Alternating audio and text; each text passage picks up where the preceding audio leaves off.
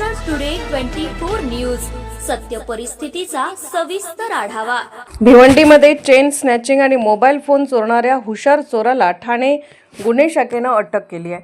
भिवंडीमध्ये chain snatching आणि mobile phone हिसकावण्याच्या वाढत्या घटनांच्या पार्श्वभूमीवर ठाणे शहर पोलिसांनी एक विशेष पथक तयार केले आणि माहिती देणाऱ्याकडून मिळालेल्या माहिती आणि तांत्रिक विश्लेषणाच्या आधारे आरोपी रवींद्र धनंजय भोसले वय 24 नारपोली म्युनिसिपल स्कूल भिवंडी येथून अटक केली। या आरोपी विरुद्ध भिवंडी, कल्याण, ठाणे, उल्हासनगर, कर्जत रेल्वे स्टेशन, पुणे रेल्वेच्या हद्दीत चेन स्नॅचिंगचे 13 आणि मोबाईल हिसकावण्याचे 3 गुन्हे दाखल आहेत।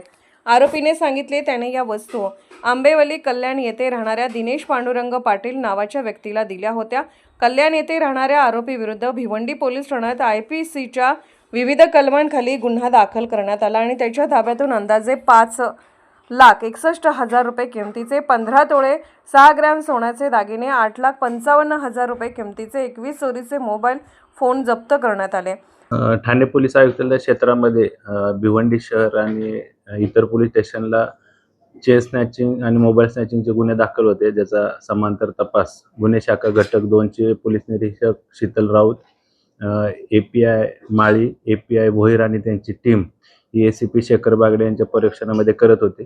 त्यामध्ये रवींद्र भोसले राहणार नारपोली भिवंडी हा आरोपी निष्पन्न झाला। त्याला ताब्यामध्ये घेऊन त्याच्याकडून एकूण 16 गुन्हे उघडकीस आलेले आहेत। त्याच्यामध्ये 13 चेन स्नॅचिंग आहेत आणि 3 मोबाईल स्नॅचिंग, असं त्याच्याकडून एकूण 156 ग्रॅम सोन्या चांदीचे दागिने, त्याचबरोबर 21 मोबाईल, असा जवळपास 8.5 लाखाचा मुद्देमाल जप्त करण्यात आलेला आहे। रवींद्र भोसले याच्यावर यापूर्वी शरीराविरुद्ध आणि मालाविरुद्धचे एकूण 31 गुन्हे दाखल आहेत। त्याचा पोलीस कोठडी दिनांक 16 तारखेपर्यंत आहे। सदर गुन्ह्याचा तपास सुरू असून त्याच्यामध्ये अजून त्याचे कोण साथीदार आहेत का किंवा त्यानं हे सदरचं सोनं कोणाला अजून विकलं आहे का, त्याबद्दल देखील अधिक तपास गुन्हे शाखेचं घटक 2 चे पोलीस अधिकारी करत आहेत। काही चालत जाऊन चेन स्नॅचिंग करणे किंवा सोनचाकळी जबरीने चोरून नेणे अशी त्याची मोडस आहे। गुन्हे शाखेचं पथक तपास करत आहे। दाखल आहे ज्याच्यामध्ये त्याच्याविरुद्ध मालमत्तेविषयी चोरी, जबरी चोरी, घरफोडी आणि मारामारीच्या असे काही गुन्हे, शरीराविरुद्धचे देखील गुन्हे दाखल आहेत। त्याचा पोलीस कोठडी दिनांक 16 तारखेपर्यंत। महाराष्ट्र टुडे मराठीसाठी ब्युरो रिपोर्ट भिवंडी।